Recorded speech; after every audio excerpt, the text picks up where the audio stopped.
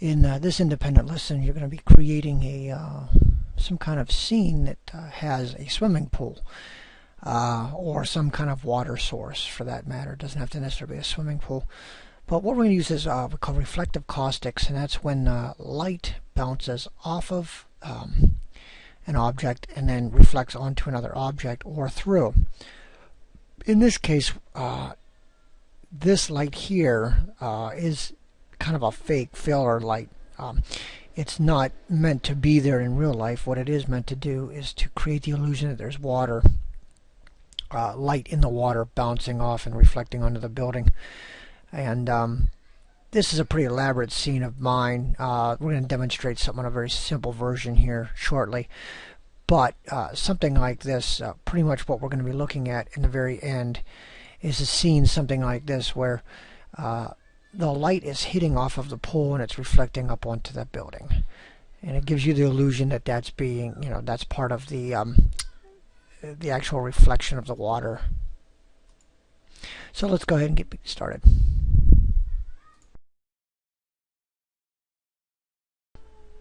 Okay, we're going to begin our caustic scene with just a basic, I suggest keeping it simple until you get the results you want, and then go back and add the fluff. Don't worry about ladders and steps and pole furniture and floatables and any of that good stuff. We're going to keep that till the very end. That's the finishing touches. What we really want to do is keep the scene simple, because reflective caustics is very different over the years. The different program versions of Max have changed how this works. I want to make sure once you have a basic scene set up, you should have at minimum 2 walls, because we're going to make the reflection show up on those walls, a pool deck. I have a swimming pool here and then a surface. The surface is just a simple plane, and I have everything named appropriately here, so I can slide that and make that go up and down. I have a lot of segments in that plane. The reason is because I'm going to add a little bit of noise to that, make it look a little bumpy like water, along with the textures and whatnot.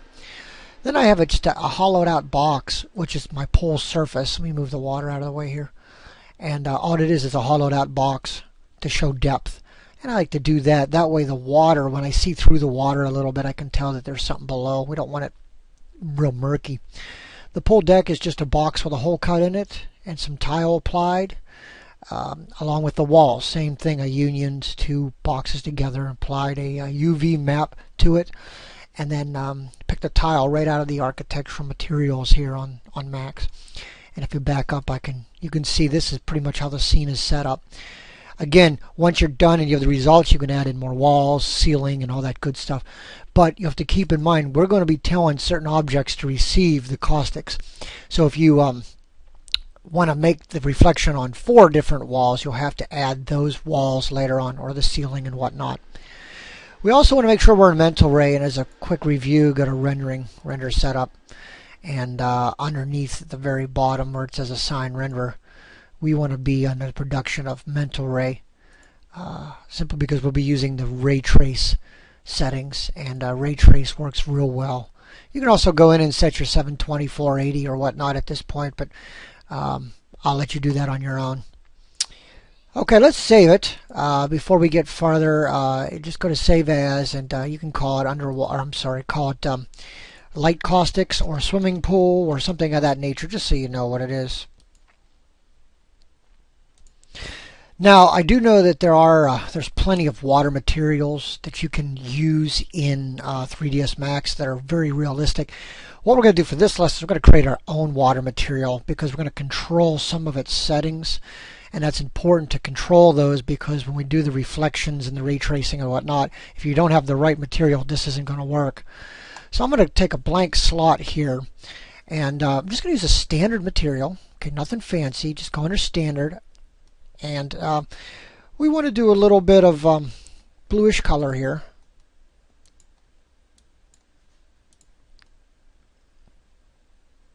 We can leave specular at white right now for that. We're going to do a self-illumination.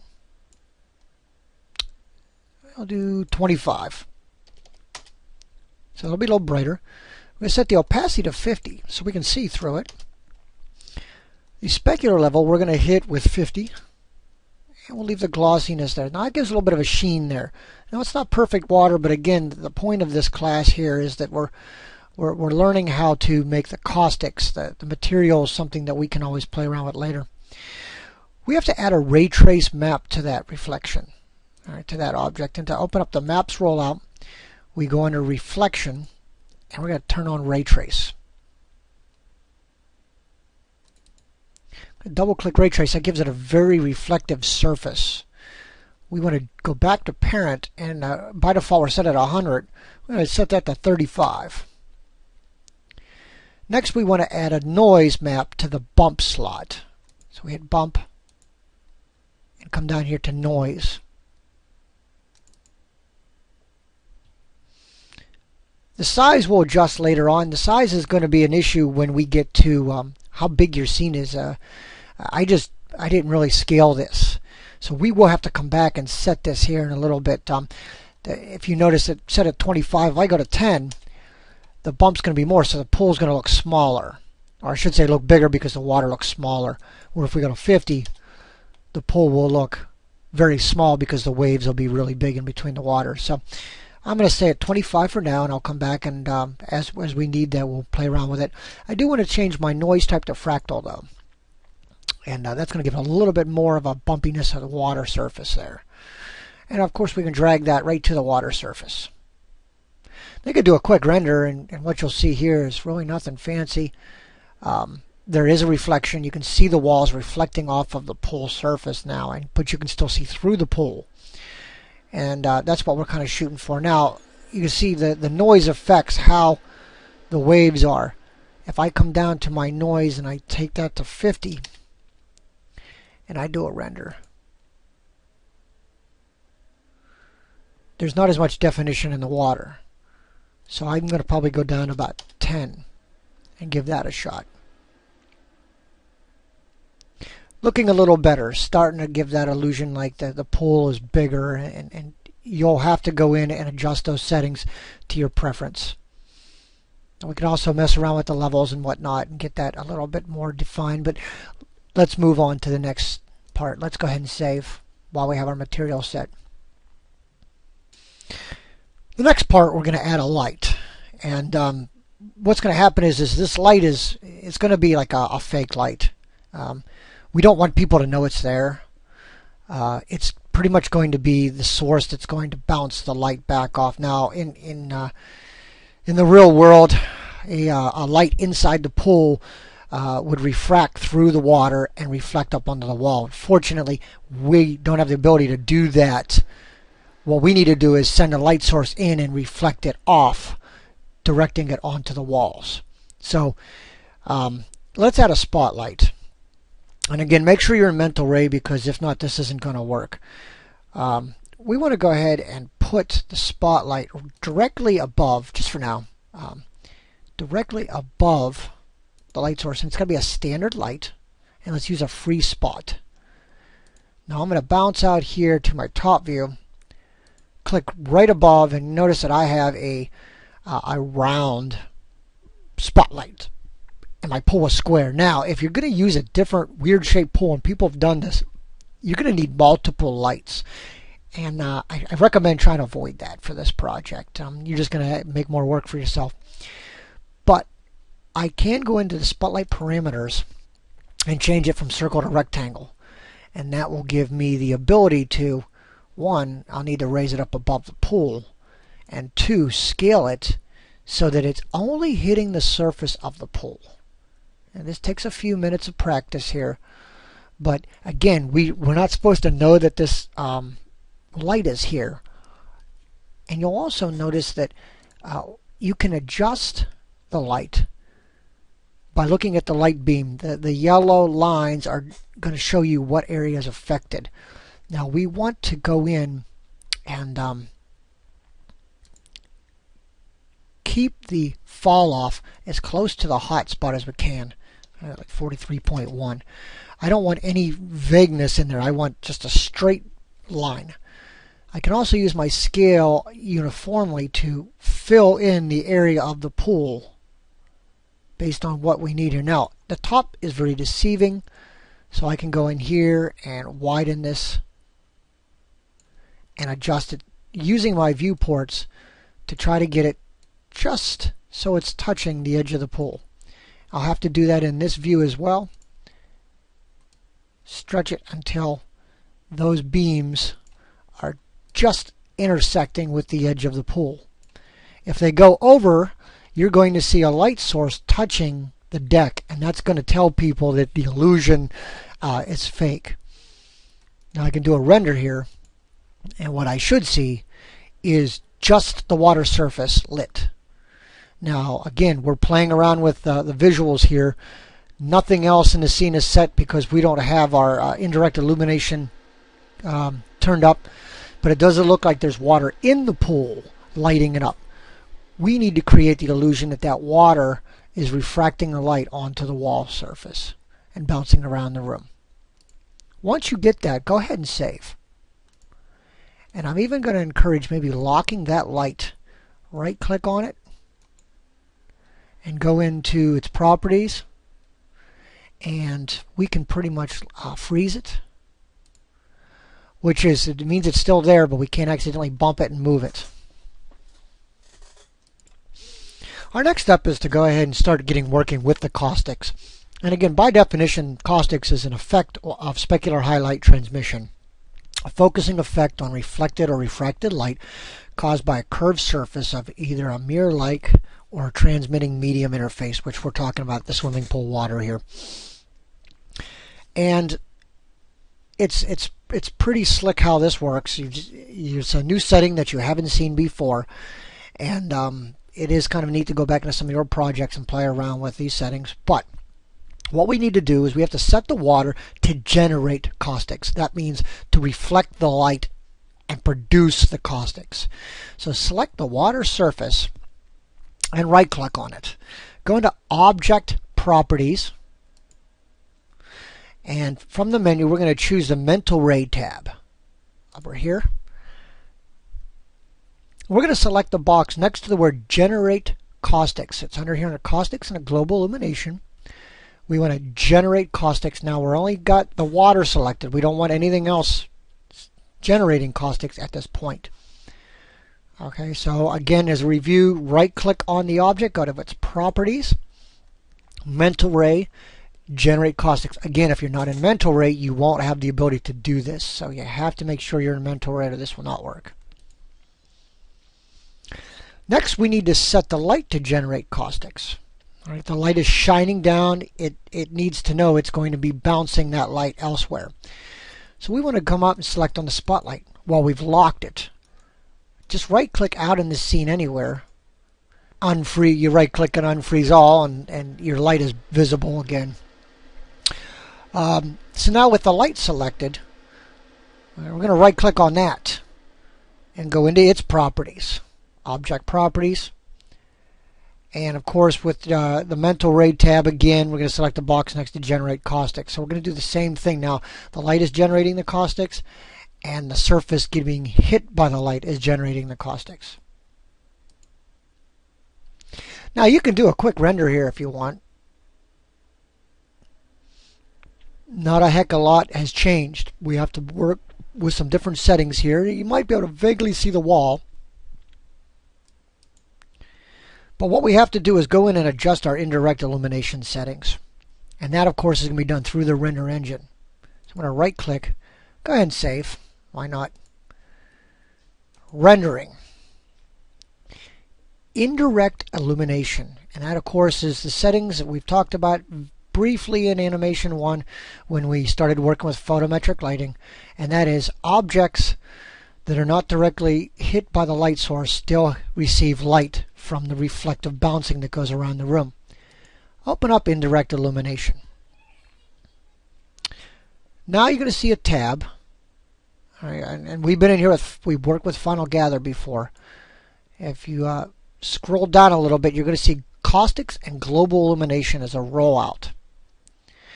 And here we want to make sure this is enabled. So we go ahead and turn it on with Caustics Enable. Now the render engine knows what's happening. We can adjust the multiplier for its intensity. I'm going to recommend we leave it at 1 for now. The higher the multiplier, the longer the render time. And right now we just want to get something working. We can always go back and fine tune the render settings as we go. But as we add the multiplier, we can increase the size of photons per sample and change the maximum sampling rate as to be desired. That's really going to be how the light bounces. We want the light bounces to be nice and big. If they're small, they'll look like a bunch of mini spotlights on the wall, and we'll play around with those settings as we go. I always like to go in and do a gauze filter. It's a little bit better for this particular. And again, we'll come back and we're going to play around with these settings here, but we're just going to leave them go for now, just to see what we get. Go ahead and do a test render. Now it's very dark back there, so we can go ahead and try increasing that a little bit. Rendering, indirect illumination. We can take the multiplier up to say 3. Do a render.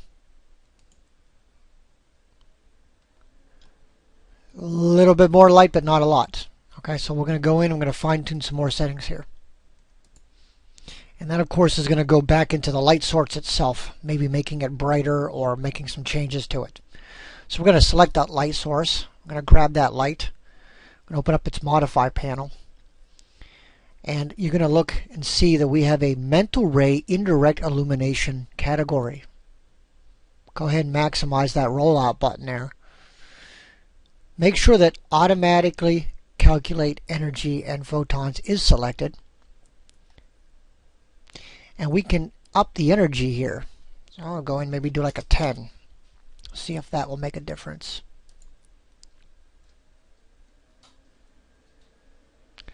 Little bit of light bounce there. Not a heck of a lot, but we're starting to get somewhere. Maybe try 50. This will be different for everybody because of the size of your scene. Now you're starting to see the little dots here, these little circles. Those are the caustics reflecting off the water surface. Now you're probably asking, okay, well, what's going on down here? It's not touching. Well, because our light source is coming straight down, the edge of the pool is affecting, it's blocking the light from hitting that source. One of the things we can do, which starts to get a little unrealistic, is we can raise the water surface up here a little bit, so that edge is not as bad. It's a little better, but it's still not good. Now, in a little bit, we're going to go ahead and we're going to shoot some light around here as well. We'll put a second light in our scene to light it up just a little bit to fake the indirect illumination. But we want to make sure that the light intensity of the caustics is more overwhelming.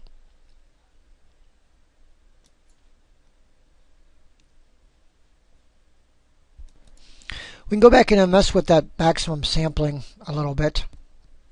Mental ray. Go in here, it says maximum number per sample. Take that up to say 500. Do a render.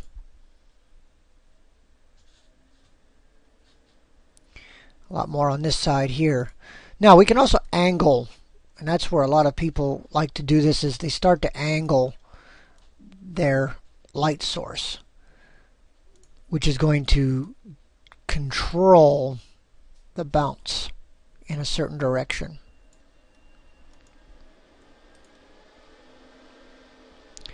Notice now by angling the light, I'm starting to lose this down here. You could tell that there's a light source, but I have more photons on that wall. So that's going to be your call on adjusting the light ever so slightly so that there is just a little bit of an angle, but it can be adjusted by working, oh, wrong angle there.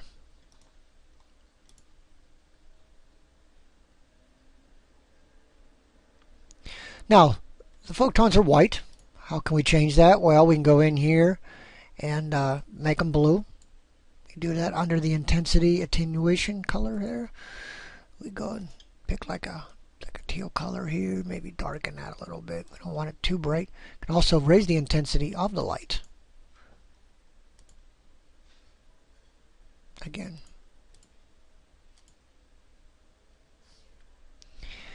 Now we're a little overkill here. I can't even see the distinction of the water. So I might want to cut that down just a little bit there. The intensity, I think I took it way too up, maybe a 1.5.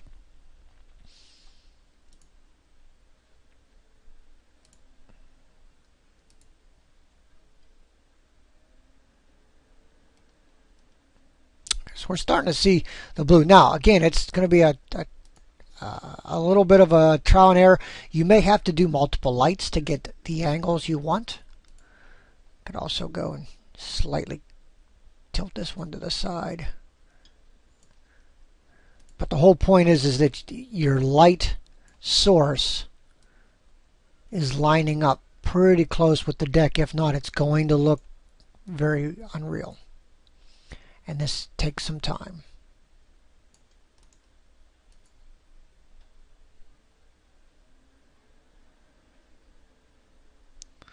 Now it looks like my water is actually coming out a little bit much there.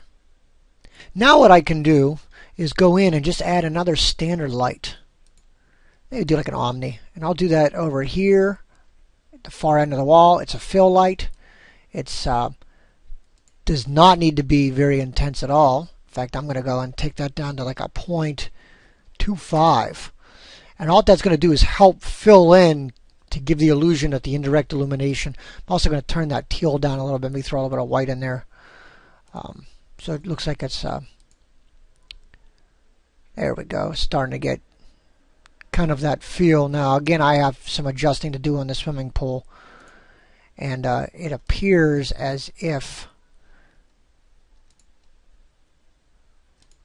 the pool deck is not going to be affected by this. So let's move in a little bit here.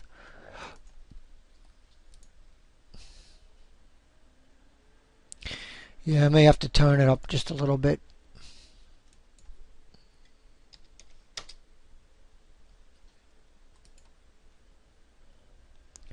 There we go. Our pool deck is now visible. We don't want it too bright because, again, in real life, it's not going to be bright if all the lights are out. But now we're starting to see that we have tons of work to do with our photons here. This does not look real. We need to add some blur to that. We can do that by adjusting certain things. The first one is going in and playing around with these samples.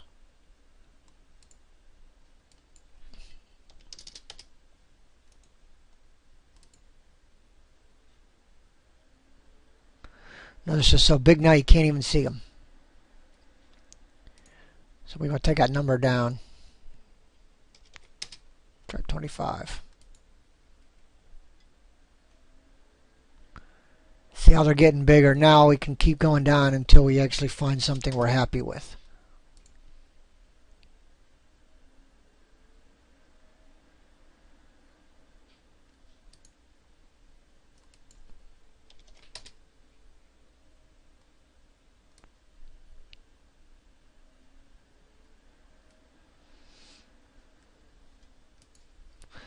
We've got plain old light just bouncing off a flat surface.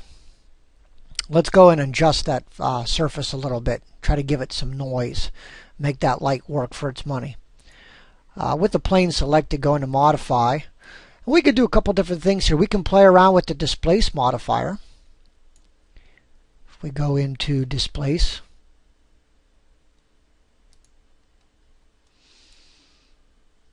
under Map, we can go out and do Noise. There we go. We increase the strength a little bit. Move the pole surface below.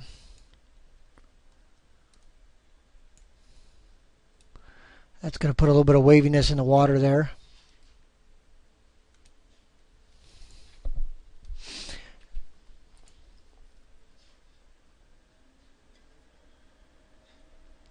You can also add noise to it.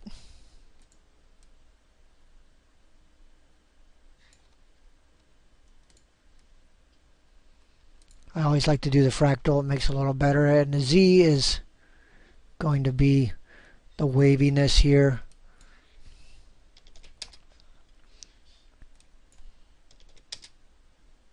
Now that might be a little too wavy in that direction. Take that down a little bit. Add a little bit of roughness there.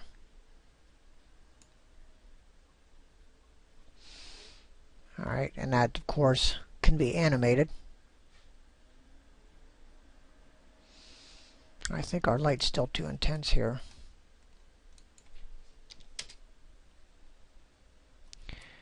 And one of the things that we can probably do here is take that material, now that we've got it all set, and bring that down a little bit as far as its self-illumination, because we're achieving that look through the reflection.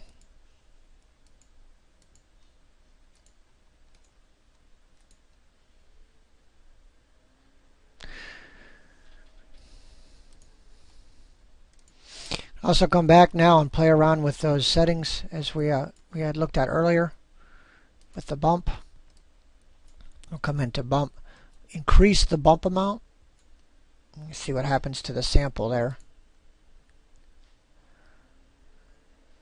That puts a little bit more definition in that water. Notice how the caustics are now kind of bouncing around a little bit more. You even got a few of them here on the pool deck.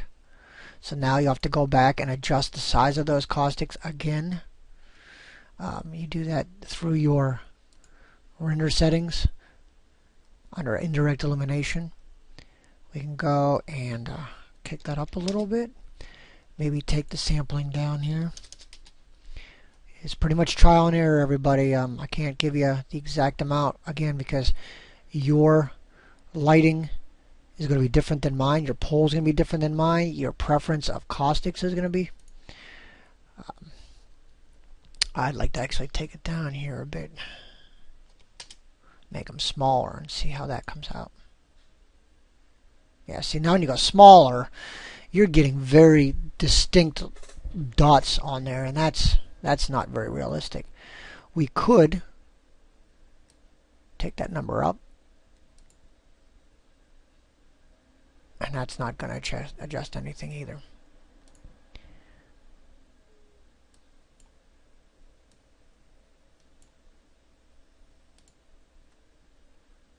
That's why the study guide is just a reference there for you to use. It's not going to give you exactly what you want. And then you can go around and start playing around with turning things down and kind of going for that look again. If you know you're going for a brighter scene, or you're going for something. I still think we have to adjust this a little bit. I'll bring the multiplier down. You can also adjust the color on that multiplier there. So a little bit of teal on there as well.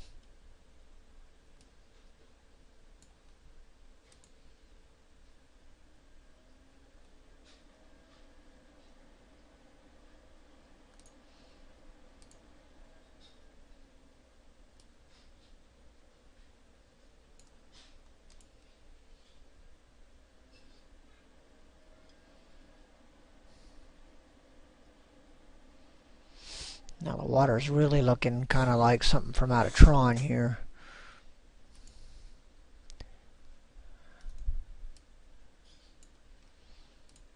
Might want to tone that roughness down a bit.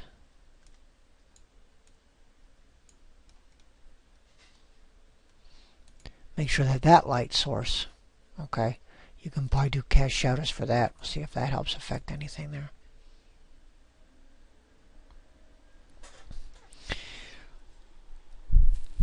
So there are many different settings I want you to go through. You can mess with the indirect illumination settings. You can mess with the pole surface, both from a material point of view and from a modeling point of view, using wave, noise, displace, animating those. You can also, to create the illusion of the caustics moving, you'll definitely want to animate the surface of the pole moving, and that's going to shoot and move the caustics differently. You can also raise and lower the intensity on the actual lighting sources, which will kind of give it a little bit of a blinking method. But your next step, of course, once you get happy with that, is to go ahead and throw some pole furniture in here and create yourself a nice little pan of the room 5-6 seconds at the most, probably, just showing the caustics animated there. Okay, so what I would recommend is once you have your scene done, put all of your settings, write them down on your study guide for future use. Again, because of the different sizes, I can't give you the perfect settings for this type of project. It's going to be up to you to go in and set them up yourself.